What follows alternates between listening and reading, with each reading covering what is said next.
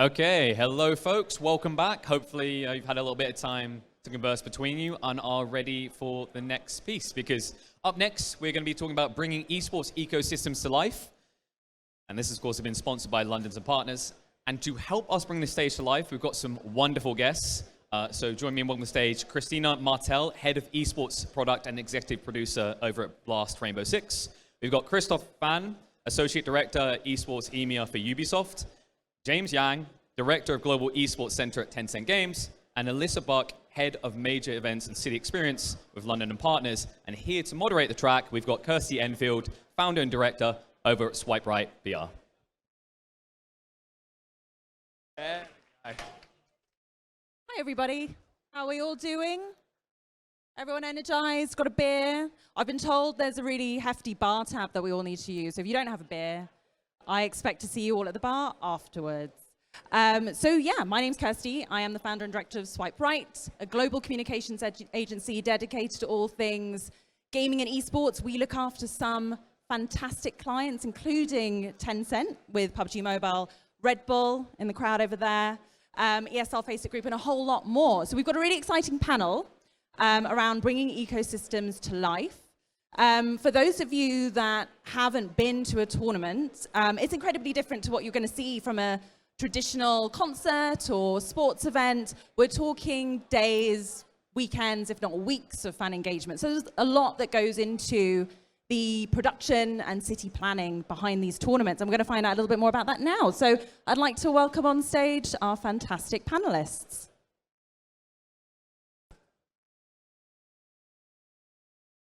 Welcome, please sit, yes. And before we kick off, a few introductions. I do not want to butcher your introductions. So if you would like to introduce yourselves, a little bit about your background, who you are, what you do, that'd be great. Ailsa, maybe we'll start with you. Thanks, Kirsty. Hi, everyone. My name's Ailsa Buck, Head of Major Events for London and Partners. And ultimately, we are the business growth and destination agency for London, which just sounds like an awful lot of words. Essentially, we are here to support rights holders, publishers, TOs set up their events in London. We are a convener of networks, stakeholders across the city to make your journey here easier, we hope, and to talk to an audience who are active, they're engaged, they love esports, they love events of any type. So that's why we're here today. Thank you. Hello. Yeah, James Yang, Director of IG Global in Tencent Games, and we are mainly working for the PUBG Mobile Global Esports. And I hope you ever played PUBG Mobile or not, but that's a great game, please play. And this year, we're going to have the big event in Europe, Turkey, Istanbul, 8th December. So I also hope I can see you there. And hi, everyone. My name is Christoph Thann. I'm the Associate Director for Rainbow Six Esports at Ubisoft. I'm looking after Europe and Asia and working on all aspects of Ubisoft Esports there. Very happy to be here with those panelists. You will be receiving great insights from a TO perspective, publisher perspective, city perspective. It will be very exciting. Hiya, I'm Chrystina Martel. I work for Blast. Been in esports for about 10 years now. Executive producer for Blast Rainbow Six. And you'll know Blast from various different games and tournaments that we do around the world.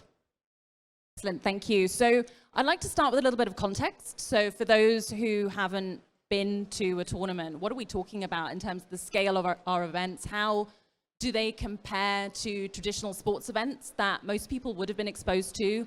How does the demographic change? Are we talking about local camaraderie, international fanfare? And Chrystina, I'm going to point that question to you, please. I would say same, but different. If we're looking at the differences between traditional sports and esports, huge sports fan myself, but when I go see Spurs play or traditional sports, I'm kind of just happy to go watch the game and leave. And I feel like the esports crowd is harder to please. We're a harder group. So it's not just about the event on the screens, but it's everything around that as well. It's about making sure that you cater to the people on site with meet and greets and cosplay, particularly for Rainbow Six. That's a huge thing for the people that come. So it's everything on screen, but also around screen. Yeah, and size-wise, I mean, different strokes for different folks. There's small events, big events. We've worked with Ailsa to announce the spring final next year in London, which will be a big event. But we also do smaller, cozier events. So it's about picking the right thing for the right crowd in the right place. I saw your announcement yesterday, so congratulations on that. And so Ailsa, I think I'll pose the next question to you. It would be great to understand sort of the value proposition from a city perspective. From what I've heard, a tournament can bring in a lot of economic funding in terms of you'll have a lot of high spenders in terms of gaming, right? So they're willing to travel, they are willing to spend. So what is the value proposition for a city? Yeah, sure. I think firstly to address that, an esports tournament is a very unique proposition in that it cuts through gender, race, sexual orientation. It can resonate with everyone very equally, and that's quite unusual really when you compare it to other major sports events that happen across the world, and particularly in London. So I think from our point of view as a host city, that's incredibly important because we are here to, yes, bring in tourism, so from a domestic and an international perspective, but also to talk to our locals, to make London a fantastic place to live, to study, to work, to set up your business. So by hosting esports events, we can facilitate that. We know that the audience that travels with esports events, and that audience, they, like you say, they have a high propensity to travel. They are educated. They spend a lot of time in the city. They perhaps are coming over with their family unit. It's a multi-generational thing that they can bring their wider family along with them for that journey. They perhaps stay in the host city for a longer amount of time. They can engage with the city and see all the other wonderful things that London has to offer. And I think what we're trying to do at London and Partners is use major events as, yes, a tool for tourism, but also to fill that pipeline by having the universities and the colleges here, the talent that are coming out of that. As long as the businesses are here as well, that talent will stay in the city. So we are ticking those boxes along the life cycle, along that project, to make sure that London remains that tech hub, that innovation space that we're proud to be. So what I'm hearing is gamers are fantastic spenders. So anybody in the audience that needs to invest in the space, obviously this is exactly the place to do that.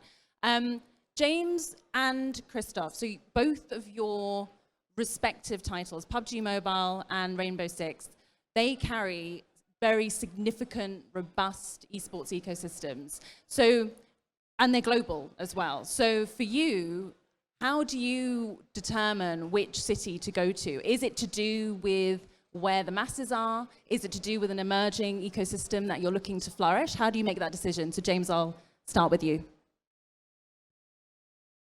You just mentioned everything I wanted to say. Right. So yes, PUBG Mobile, this game has the true global ecosystem. We have 14 pro leagues all over the world, all the key countries like in Southeast Asia, South Asia, Middle East, Europe, Americas, all over the world.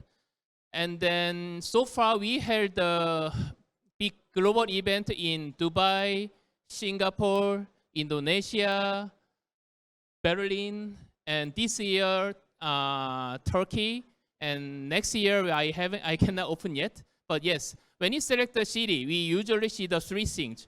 First, our game PUBG Mobile should be popular enough there. That means yes, you don't watch if you don't play. So that we want to also have the enough audience to come and watch. Then we should have the enough popularity. So that we select the country where we providing enough traffic. And second, maturity of esports culture and infrastructure. Like even though the game is very popular, but if there's no organizing partner can hold this event successfully, then it'd be very challenging. And finally, government support. So many people don't consider government support is important, but once you hold a big event, even for us, to have the 16 teams on site to play the finals, then even player number is more than 200. And also there are the people working for the broadcasting production, then total people can be easily 400, 500. And also many devices need to be actually transferred from other country. So there are many things issues like visa and also custom And also sometimes we want to get the direct support as a government fund or promotion side free resource and also traffic control. There are so many things, so we need government support heavily. And so far, all the countries I mentioned, they provide excellent government support. And I believe London can also support it. We love that. We would absolutely like to see more tournaments in London. Christoph, same question for you, because for Rainbow Six and PUBG Mobile, your titles are very accessible. So how do you go about making that city selection? Yeah, for us at Ubisoft, like the main factor is the community. Do we have a big player base in that city where we want to go to? Can we engage them? Can we bring the fans into the arena? It's a community event. Like Rainbow Six fans, they like to come together, celebrate the game together, celebrate the competition together, and we like to provide that venue in the best city for them. So this year, for example, our season finals will be in Sao Paulo at the ESI this year, and we are super excited to be the first time there for us to have the Brazilian crowd, who are some of the loudest crowds that sports has seen generally. So this will be an incredibly exciting moment for Rainbow Six Esports. And second of all, we are also looking at legacy and history when it comes to the game. So in the past, we have had our SIs in Montreal. We have our developer studio there. So it has a very rich history for the game overall. So this is also something that we consider. And third, there's certainly the aspect of us growing a community and reinforcing growth trends. As you mentioned before, like we did this, for example, earlier in the Pro League times with Tokoname in Japan, or we went to Milan, Italy as well, to just seed our community there and bring them together there as well and grow. Great, thank you. And Chrystina, coming at it from a tournament organizer point of view, James just mentioned around the needs for visas, and then Christoph was talking about sort of taking an event to Sao Paulo. Like what needs from your perspective does a city need to offer? What does a city need to fulfill? I think that kind of differs slightly on the event that you're looking to put out. I mean, esports is a global phenomenon, but we can't be local everywhere. So finding local partners that can help us kind of pull the most out of where we're going to is super important. So Ailsa and her team have obviously been great with that at this upcoming London event. Fall final that's right around the corner for Counter-Strike. Like economically speaking, that has, I think, a projected impact of 7 million for Copenhagen and Denmark. So to your point of this being, financially impactful for the cities that we go to, kind of underlining that point very much. But in terms of what the city needs, good partners that can help us pull the most out of where we're going, good infrastructure, venues that cater to esports, internet-wise and all the rest, it's all very important. So finding good partners and finding good people to work with. Excellent. And then we are in a very unique position on this panel because we have every strand of what you would need to essentially set up a tournament. So from sort of the city experience, the publisher, tournament operator. So I'd like to understand a little bit more around stakeholder alignment. Obviously, we're all in this for some, financial gain as well as, boosting our communities.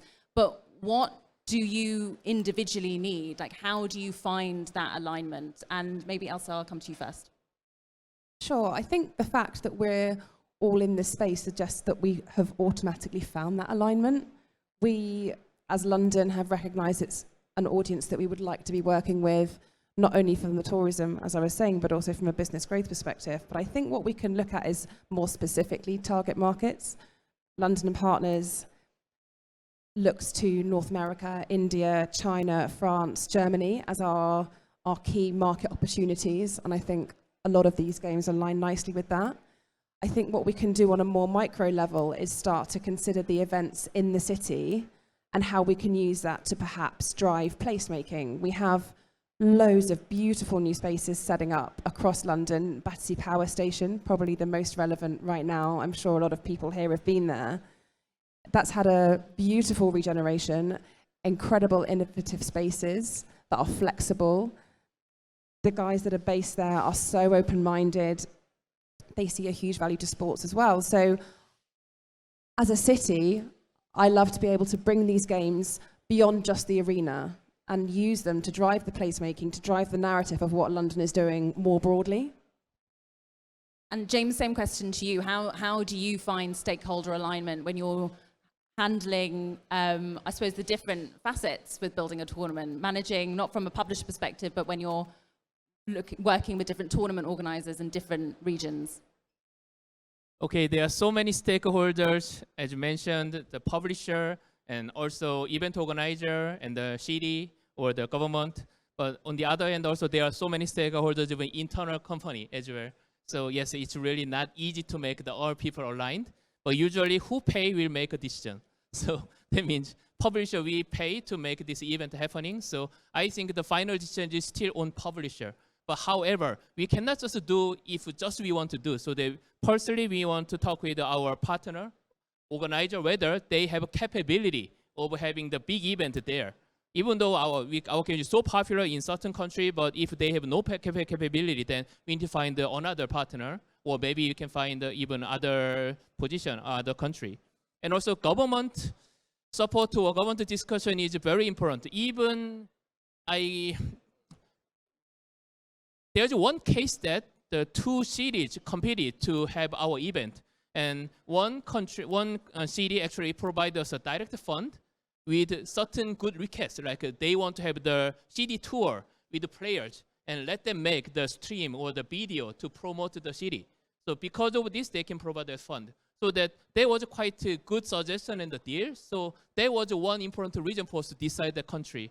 So there are many facts and then the regions aligned, but yes, as you mentioned, it should be aligned and discussed. But anyway, finally we make the decision, but we also want to make our city partner and then the organizer partner to be also happy to work together. But just to city government, I'd like to ask city, not just thinking them to be a location for the event, but I hope they can regard themselves as a sponsor. It's like a title sponsor. So that I also hope that city can provide us what they want from us, like having some tours or the promotions, or how we can help this city to have the more esports culture better, or how we can make our game to be more popular. You raise a really interesting point, and I'll actually ask a little bit more around like how do you embed that kind of local culture into an international tournament. But Christoph, Chrystina, similar question to you. You've obviously found stakeholder alignment. You work together already, working with Ailsa and London and Partners, and you just announced the Blast Premier Spring Final tournament taking place next year. Next year, yes. So yeah, you've found a fantastic partnership. How did that come about, and how did the stars align for you? Yeah, we are in an incredibly fortunate position to work together with Blast and bring Rainbow Six Esports to life in great shows and great stages. Blast has been tremendous so far with really revamping and helping us to revamp our leagues. We went from 4 leagues that we had over the last years to 9 leagues in total globally. And working with Blast has been a blessing in that sense to really be able to pull this off. And we are super hyped as well to really go now to North America, to Atlanta in 2 weeks' time, to put out a great show for our North American fans and for our global fans. And and then move to Brazil after that. Glowing reference. I can see you smiling there, Chrystina. So from your perspective? Yeah, it's been great. I mean, 10 years in esports, and this is the first time I've ever seen a co-pro like the one between Blast and Ubisoft. So it's a unique partnership, I think, in esports, and it's been great. You know, both sides are super invested. It's not a client relationship, it's a partner relationship. We make the decisions together. And honestly, really excited to see. There's a lot of unannounced things that are coming next year that I'm very excited about. And we're definitely doing things very differently. So exciting times. I'll stay with you, Chrystina, actually, because I'd like to understand a little bit more around the challenges that you've faced when you've been running a tournament, and how you've counteracted them as well. So what has sort of been an interesting personal anecdote that you've had to experience? Off the top of my head, I can't think of one. Does anyone have any to share? I'll have a think. I'll see if I can come up with something. I'll take that question to you, Christoph, because you specifically were like, let's talk about the challenges. So let's talk about some of the challenges that you face. Okay. So, in the event space, like every event has its challenges, and ultimately we are high-level problem solvers all together in order to bring this level of entertainment there.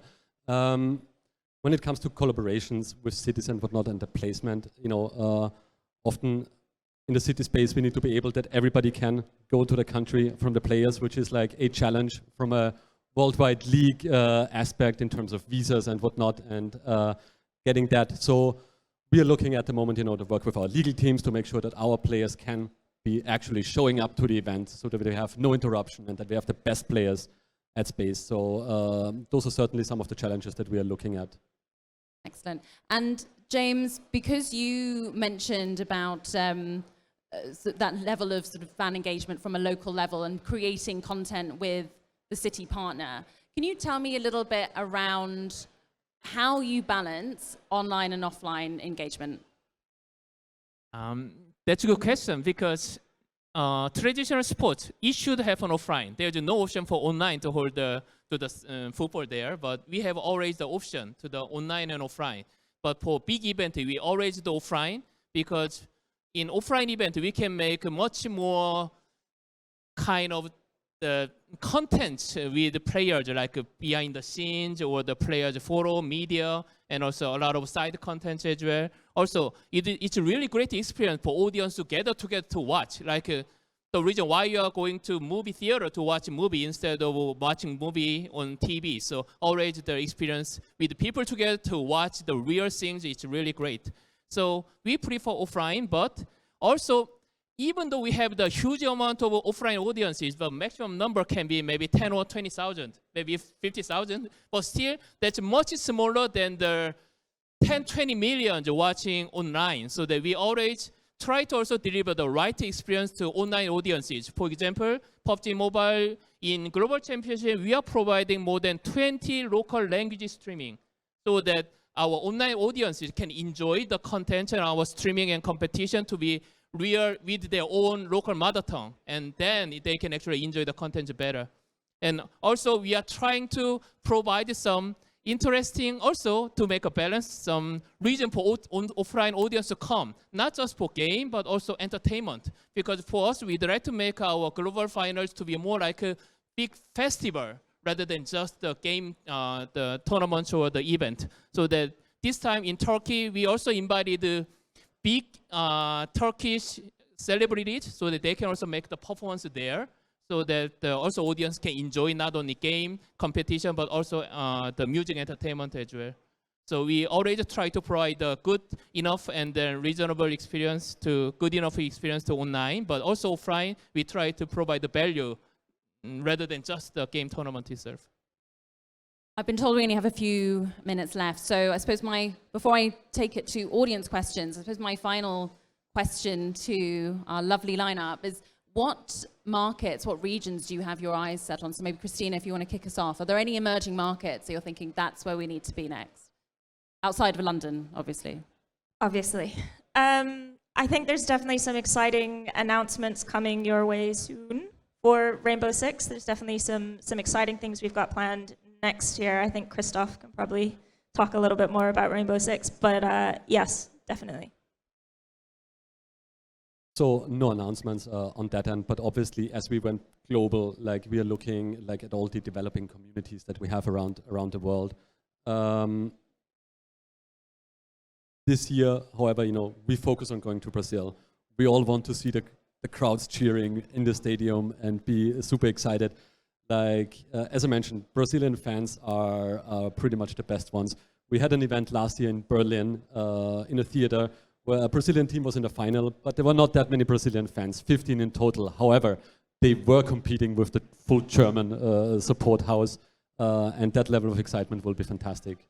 That was genuinely incredible. I was there for that one. You had a couple of Brazilian fans up in the wings, and they were giving the German crowd a run for their money. And it was also like the best that esports can offer. Best of 5 series. It went all 5 maps, 4 out of 5 maps went overtime. It was 8 hours of pure competition, pure sweat and excitement, with the home team winning in the end. It was, yeah, one of the best stories that R6 Esports has had to offer in the final so far. That is kind of the dream. You don't want a complete wipeout. It's not great for content. And I completely agree. I think Brazil is a fantastic market. We, from ESL Faceit Group, we hosted IEM Rio. We saw exactly that. First-person shooters do remarkably well. And it seems mad that actually it's a market that we haven't fully catered for in the past. But James, over to you. In terms of a market that you have your eye on? I just mentioned the 3 conditions to select the city: the popularity of the game and maturity of the esports ecosystem and government support. How is these 3 conditions looks like easy, but if you count how many cities or countries can meet this condition, actually not many. So the thing is, what if one condition doesn't meet? If a game is popular, what if government support is a little bit weaker? What if esports ecosystem is not matured yet, even though there are plenty of players who are trying to play this esports? So that next year, so far this year, we have the 2 major global events. One is PMWI in the middle of the year, and at the end of the year, PMGC, Global Championship. This is a mega huge event, but we are trying to actually expand to have a more global event with a different perspective, more focusing on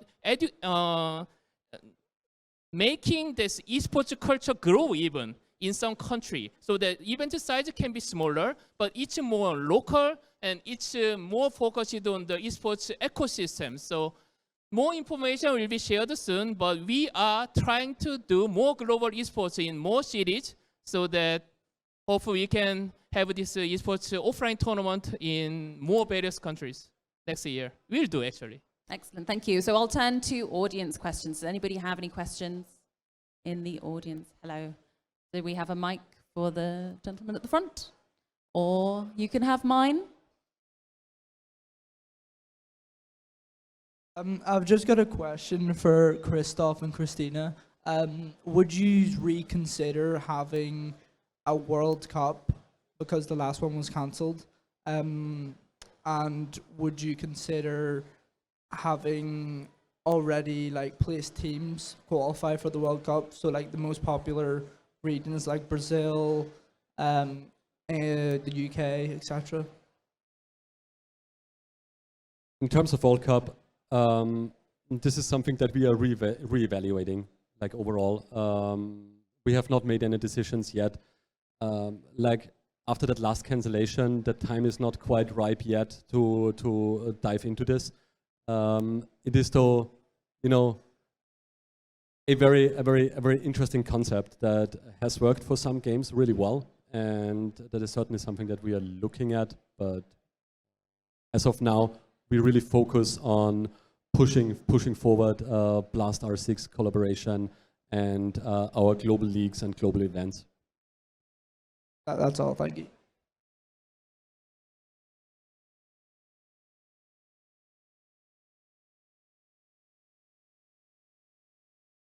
Hi, I've got a question for Christoph. Christoph, Brazilians are really great sport fans, but the majority of Brazilians do not speak English, they speak Portuguese. Are there any language barriers? How do you actually overcome any language barriers? Even though the fact that gaming, you don't necessarily need to communicate in English, but nevertheless, there is this massive population that do not speak a lot of English. It's mostly Portuguese. And the reason why I say that is because my son is half Brazilian, he speaks Portuguese, and when I go to Brazil, I'm on the outside looking in because I do not speak Portuguese. So I think that's kind of dependent on where you go. We had the Blast TV major in Paris this year, where obviously a slightly similar thing. A lot of the French population struggles with English. So we approached it from a broadcast perspective of making sure that in the arena we catered to that bilingual kind of audience. So we had a French host and we had an English host, and it's about marrying the show in both languages to make sure that it appeals to the people that are there. So obviously we've got SI coming up, Brazilian crowd, very much the same. And we're we're currently in kind of talks backstage about how exactly we're going to do that, but it's about building the right show for the audience that you have. So it's definitely something to take into consideration, and it's something we spend a lot of time thinking about. Yeah, so in the past, for example, when we were in Germany, in Berlin last year for that major, we did decide, for example, to go with English as the language spoken by the casters for the crowd. In Germany, English is more commonly spoken overall, and also like from a travel perspective, there were more international fans in Berlin, so we decided for that. But it's really depending like on the country and on the environment as to in which direction we can go with this. I believe that's all we have time for, but very quickly, what else is coming to London? What tournament do you have your eye on, Ailsa? I think the way I'll answer that one is to say that we don't discriminate in terms of size or scale. We are incredibly honoured to be working with Blast to bring Blast Premier here next June. It's going to be the biggest tournament. We're so excited. But we also think it's really important that when we look at that pyramid, we're addressing grassroots all the way up to the top. Because without that, there's no succession planning, right? There's no funnel, there's no pipeline, there's no way for people to engage. So we are so open to anyone that wants to come and work with us at London and Partners and as a city, and all the different stakeholders that we work with who recognise the importance of the sector and filling in the gaps along the way. James, if you can bring a final here, that would be fantastic, please. Thank you. I think that's all we have time for. So big thank you to our fantastic panelists. I expect to see everybody in the bar afterwards. Remember, that bar tab's got to be spent. So yeah, thank you everybody, and thank you for your time. Thank you.